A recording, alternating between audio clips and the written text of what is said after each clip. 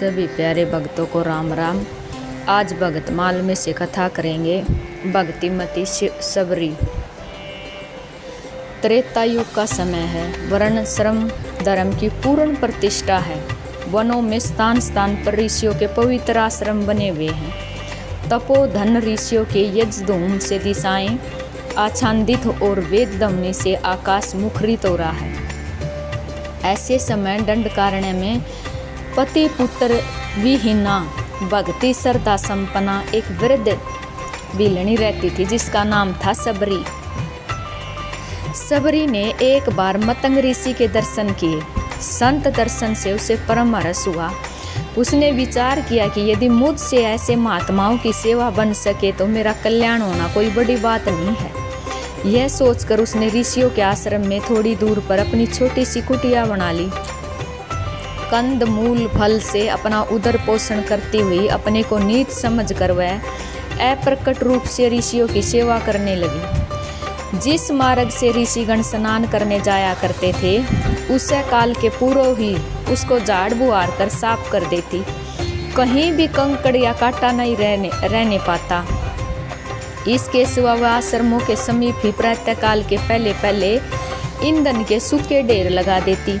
कंकरीले और कंटीले रास्ते को निष्कंटक और कंकड़ों से रहित देखकर और द्वार पर समिधा का संग्रह देखकर ऋषियों को बड़ा आश्चर्य हुआ और उन्होंने अपने शिष्यों को यह पता लगाने की आज्ञा दी कि प्रतिदिन इन कामों को कौन कर जाता है। आज्ञाकारी शिष्य रात को पहरा देने लगे। उसी दिन रात के पिछले पैर सबरी ईंधन का बोझा रखती हुई पकड़ी गई। सबरी बहुत ही डर गई। शिष्यगण उसे मतंग मुनि के सामने ले गए और उन्होंने मुनि से कहा कि महाराज, प्रतिदिन रास्ता साफ करने और ईंधन रख जाने वाले चोर को आज हमने पकड़ लिया है। यह बिलनी ही प्रतिदिन ऐसा किया करती है। शिष्यों की बात को सुनकर वह कातरा सबरी से मुनि ने पूछा, तू कौन है और किस लिए प्रतिदिन मार्ग बुहारने और ईंधन लाने का काम करती है। भक्तिमती सबरी ने कांपते हुए अत्यंत विनयपूर्वक प्रणाम करके कहा, नाथ, मेरा नाम सबरी है। मंद भाग्य से मेरा जन्म नीच कुल में हुआ है। मैं इसी वन में रहती हूँ और आप जैसे तपोधन मुनियों के दर्शन से अपने को पवित्र करती हूँ। अन्य किसी प्रकार की सेवा में अपना अनधिकार समझकर मैंने इस प्रकार की सेवा में ही मन लगाया है। भगवान, मैं आपकी सेवा के योग्य नहीं हूँ। कृपा पूर्वक मेरे अपराध को क्षमा करें। सबरी के इन दीन और यथार्थ वचनों को सुनकर मुनि मतंग ने दया परवश हो अपने शिष्यों से कहा, ये बड़ी भाग्यवती है। इसे आश्रम के बाहर एक कुटिया में रहने दो। इसके लिए अन्न आदि का उचित प्रबंध कर दो। ऋषि के दया पूर्ण वचन सुनकर सबरी ने हाथ जोड़कर प्रणाम किया और कहा, कृपानाथ, मैं तो कंद मूल आदि से ही अपना उदर पोषण कर लिया करती हूँ। आपका अन्न प्रसाद तो मुझे इसलिए इच्छित है कि इससे मुझ पर आपकी वास्तविक कृपा होगी जिससे मैं कृतार्थ हो सकूंगी। मुझे न तो वैभव की इच्छा है न मुझे ये असार संसार ही प्रिय लगता है। दीन बंधु, मुझे तो आप ऐसा आशीर्वाद दें कि जिससे मेरी भगवान में प्रीति हो। विनयावत श्रद्धालु सबरी के ऐसे वचन सुनकर मुनि मतंग ने कुछ देर सोच विचार कर प्रेम पूर्वक उससे कहा, कल्याणी, तू निर्भय होकर यहाँ रह और भगवान के नाम का जप किया कर। ऋषि की कृपा से सबरी जटा चीर धारणी होकर भगवत भजन में निरत हो आश्रम में रहने लगी। अन्याय ऋषियों की यह बात अच्छी न लगी। उन्होंने मतंग ऋषि से कह दिया कि आपने नीच जाति सबरी को आश्रम में स्थान दिया है। इससे हम लोग आपके साथ भोजन करना तो दूर रहा, संभाषण भी करना नहीं चाहते।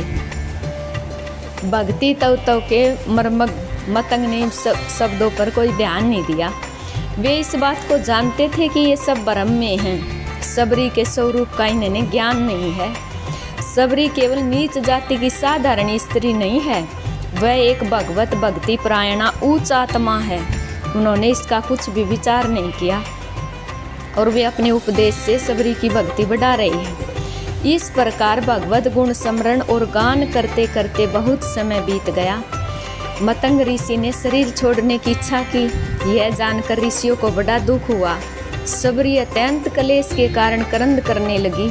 गुरुदेव का परम धाम में पधारना उसके लिए ऐसा नहीं हो गया। वह बोली, नाथ आप अकेले ही न जाए, यह कंकरी भी आपके साथ जाने को तैयार है। कीर्तांजलि दीना सबरी को सम्मुख देखकर मतंग ऋषि ने कहा, सुवर्ते तू यह विषाद छोड़ दे। कौशल किशोर भगवान श्री रामचंद्र इस समय चित्रकूट में हैं, वे यहाँ अवश्य पधारेंगे। उन्हें तो इन्हीं चरम चक्षुओं से प्रत्यक्ष देख सकेगी। वे साक्षात परमात्मा नारायण हैं, उनके दर्शन से तेरा कल्याण हो जाएगा। भगत वत्सल भगवान जब तेरे आश्रम में पधारें तब उनका भली भांति आतिथ्य करके अपने जीवन को सफल करना। जब तक तू श्री राम नाम का जप करती हुई उनकी प्रतीक्षा कर। सबरी को इस प्रकार आश्वासन देकर मुनि दिव्य लोक को चले गई। इधर सबरी ने श्री राम नाम में ऐसा मन लगाया कि उसे दूसरी किसी बात का ध्यान ही नहीं रहा। सबरी कंद मूल फलों पर अपना जीवन निर्वाह करती हुई भगवान श्री राम के शुभ आगमन की प्रतीक्षा करने लगी। ज्यों ही ज्यों दिन बीतते त्यों ही त्यों सबरी की राम दर्शन लालसा प्रबल होती जाती।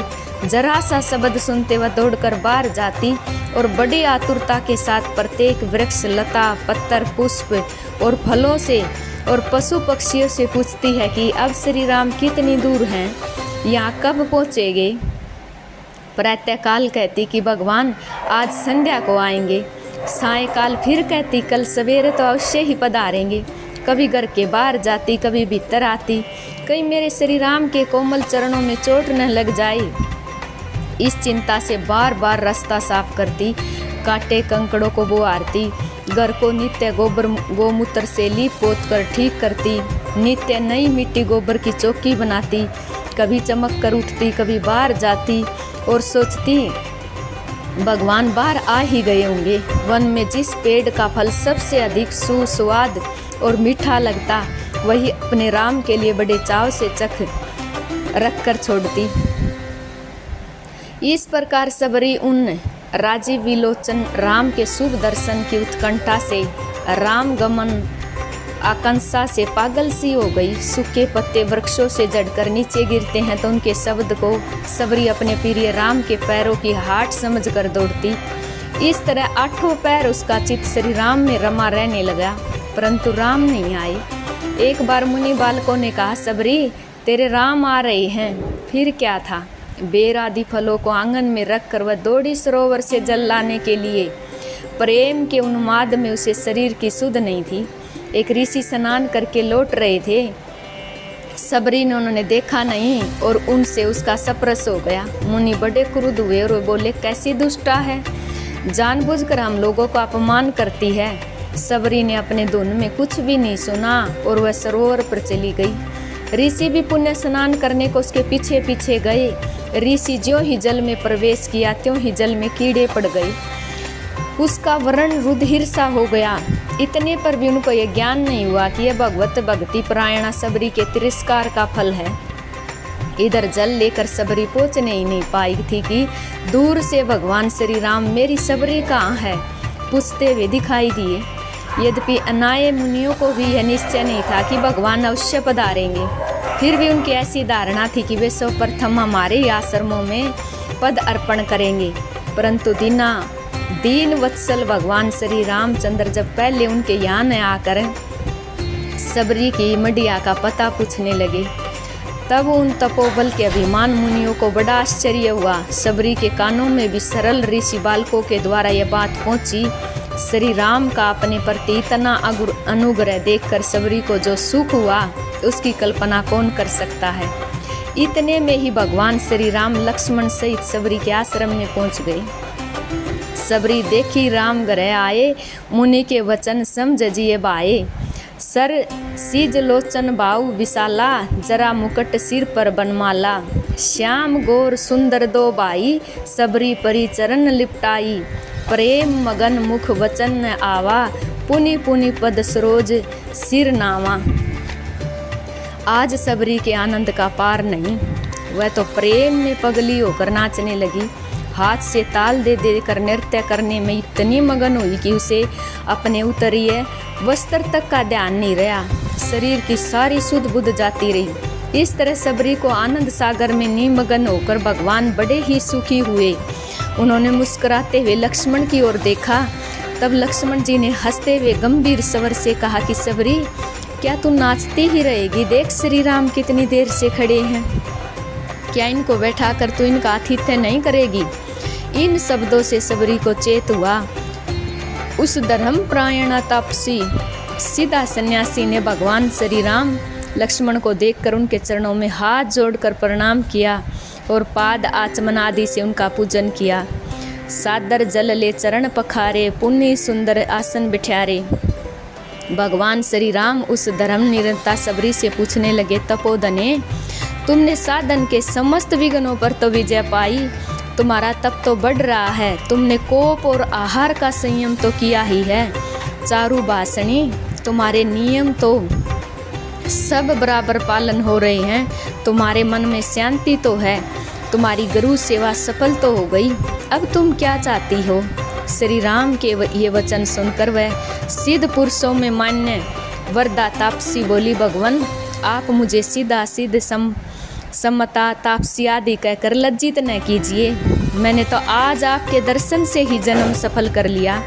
हे भगवान, आज आपके दर्शन से मेरे सभी तप सिद्ध हो गई, मेरा जन्म सफल हो गया, आज मेरी गुरु की पूजा सफल हो गई, मेरा तप सफल हो गया। हे पुरुषोत्तम, आप देवताओं में श्रेष्ठ राम की कृपा से अब मुझे अपने सर्वग अपवर्ग में कोई संदेह नहीं रहा। सबरी अधिक न बोल सकी, उसका गला प्रेम से रुध गया। थोड़ी देर चुप रहकर फिर बोली, प्रभु आपके लिए संग्रह किए हुए कंद मूल फल आदि तो अभी रखे ही हैं, भगवान मुझ अनाथनी के फलों को ग्रहण करके मेरा मनोरथ सफल कीजिए।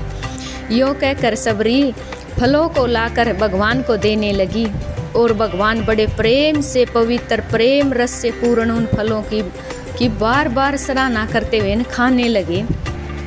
सबरी वन के पके हुए मूल और फलों को स्वयं चख कर परीक्षा करके भगवान को देने लगी। जो अत्यंत मधुर फल होते वही भगवान के निवेदन करती, मानो भगवान कई दिनों के भूखे हों, ऐसे चाव और भाव से उसको पाने लगे। बेर बेर ले सर हो बेर बेर बहू, रसिक बिहारी देत बंधु कहें फेर फेर, चाखी चाखी बाखे वह वाहू ते महान मीठो, ले हूँ तो लखन यो बखानत है हेर हेर, बेर बेर देव को सबरी सुबेर सुबेर, तो रघुवीर बेर बेर ताही टेर टेर, बेर जीनी लाओ बेर बेर जीनी लाओ बेर, बेर जनी लाओ बेर लाओ कहे बेर बेर। यह नहीं, भगवान श्री राघवेंद्र सबरी के इन प्रेम सुधा रस पूर्ण फलों का स्वाद कभी नहीं भूले। घर में, गुरुजी के यहाँ, मित्रों के घर पर, ससुराल में, जहाँ कहीं का स्वागत सत्कार हुआ, भोजन कराया गया, वहीं पर सबरी के फलों की सराहना करना नहीं भूले। स्तुति इस तरह भगत वत्सल भगवान के परम अनुग्रह से सबरी ने अपना मनोगत अभिलाषा पूर्ण हुई जानकर परम प्रसन्नता लाभ की। तदंतर वह हाथ जोड़कर सामने खड़ी हो गई। प्रभु को देखकर उसकी प्रीति सरिता में अत्यंत बाढ़ आ गई। उसने कहा, आरत त्राण प्रायण पतित पावन भगत वत्सल। श्री राम ने उत्तर में कहा, भामनी तुम मेरी बात सुनो, मैं एकमात्र भक्ति का नाता मानता हूँ। जो मेरी भक्ति करता है वह मेरा है और मैं उसका हूँ। जाति पाति कुल धर्म बढ़ाई दर्व बल कुटुंब गुण चतुराई सब कुछ हो, पर यदि भक्ति न हो तो मनुष्य बिना जल के बादलों के समान शोभ्याहीन और व्यर्थ है। पुरुष स्त्री या अन्याय जाति आश्रम आदि मेरे भजन में कारण नहीं है, केवल भक्ति ही एक कारण है। जो मेरी भक्ति से विमुख है और यज्ञ दान तप और वेद ध्यान करके भी वे मुझे नहीं देख सकते, यही घोषणा भगवान ने गीता में भी की है। इसके बाद भगवान ने सबरी को नवदा भक्ति का स्वरूप बतलाया और कहा, नवदा भक्ति कहूँ तो ही पाही, सावधान सुन धरू मन माही। प्रथम भक्ति संतन कर संगा, दूसरी रति मम कथा प्रसंगा। गुरु पद पंकज सेवा, तीसरी भक्ति अमान, चौथी भक्ति मम गुण गण, करी कपट तजी गान। मंत्र जाप मम दृढ़ विश्वासा, पंचम भजन सो वेद प्रकाशा, छठ दम शील बिरती बहुकर्मा, निरत निरंतन सज्जन धर्मा, सातवां सम्मोही मैं जग देखा, मोते संत अधिक करी लेखा, आठवां जथा लाभ संतोष, सपने नहीं देखी प्रदोषा, नौम सरल सब सन छलहीना, मम भरोसा ही है हरस न दीन्या, नौमं एकौ जिनके होई, नारी पुरुष सहचराचर कोई, सोई अतिशय प्रिय बामनी मोरे, सकल प्रकार भक्ति दृढ़ तोरे, जो कि वृंद दुर्लभ गति जोई, तो कहूँ आज सुलभ बही सोई। उसी समय दंडकारण्यवासी अनेक ऋषि मुनि सबरी जी के आश्रम में आ गए। मर्यादा पुरुषोत्तम भगवान श्री राम और लक्ष्मण जी ने खड़े होकर मुनियों का स्वागत किया और उनसे कुशल प्रश्न किया। सब ने उत्तर में यही कहा, रघुश्रेष्ठ आपके दर्शन से हम सब निर्भय हो गए। प्रभु हम बड़े अपराधी हैं, इस परम भक्ति मति सबरी के कारण हमने मतंग जैसे महानुभाव का तिरस्कार किया। योगी राजों के लिए भी जो परम दुर्बल है, ऐसे आप साक्षात नारायण जिसके घर पर पधारे, वह भक्ति मति सबरी सर्वथा धन्य है। हमने बड़ी भूल की। इस प्रकार सब ऋषि मुनि पश्चाताप करते हुए भगवान से विनय करने लगे और आज दंडकारण्यवासी ज्ञान अभिमानियों की आंखें खुल गई। हमारे 3 जन्मों को, एक गर्भ से, दूसरे उपनयन से, तीसरे यज्ञ दीक्षा से, विद्या को, ब्रह्मचार्य व्रत को, बहुत जानने को, उत्तम कुल को, ये जाति क्रियाओं में चतुर होने को बार बार धिक्कार है, क्योंकि हम श्री हरि के विमुख हैं। निस्संदेह भगवान की माया बड़े बड़े योगियों को मोहित कर देती है। अहो हम लोगों के गुरु ब्राह्मण कहलाते हैं, परंतु अपने ही सच्चे स्वार्थ से हरि की भक्ति में चूक गए। अस्तु। ऋषि मुनियों को पश्चाताप करते देखकर श्री लक्ष्मण ने उनकी तप की प्रशंसा करके उन्होंने कुछ सांत्वना दी। तदंतर एक ऋषि ने कहा, शरणागत वत्सल्य, यहाँ के सुंदर सरोवर के जल में कीड़े क्यों पड़ रहे हैं? वह रुधिर सा क्यों हो गया? लक्ष्मण जी ने हंसते हुए कहा, मतंग मुनि के साथ दवेश करने और सबरी जैसी राम भक्ता साध्वी का अपमान करने के कारण आपके अभिमान रूपी दुर्गुण से वह सरोवर इस दशा को प्राप्त हो गया है। इसके लिए पूर्ववत होने का एक यही उपाय है कि सबरी एक बार फिर से उसका स्पर्श करे। और भगवान की आज्ञा से सबरी ने जलाशय में प्रवेश किया। तुरंत ही जल पूर्ववत निर्मल हो गया। यह है भक्तों की महिमा। भगवान ने प्रसन्न होकर फिर सबरी से कहा कि तू कुछ वर मांग। सबरी ने कहा, मैं अत्यंत नीच कुल में जन्म लेने पर भी आपका साक्षात दर्शन कर रही हूँ। ये क्या साधारण अनुग्रह का फल है? तथापि मैं ये चाहती हूँ कि आप में मेरी दृढ़ भक्ति सदा बनी रहे। भगवान ने हंसते हुए कहा, यही होगा। सबरी ने पार्थिव देह परित्याग करने के लिए भगवान की आज्ञा चाही। भगवान ने उसे आज्ञा दे दी। सबरी मुनि जनों के सामने ही देह छोड़कर परम धाम को प्रयाण कर गई और सब और जय जयकार की ध्वनि होने लगी। वाल्मीकि रामायण के वर्णन से यह प्रतीत होता है कि कोई सबरी नीच जाति की नहीं थी। उसका नाम सबरी था।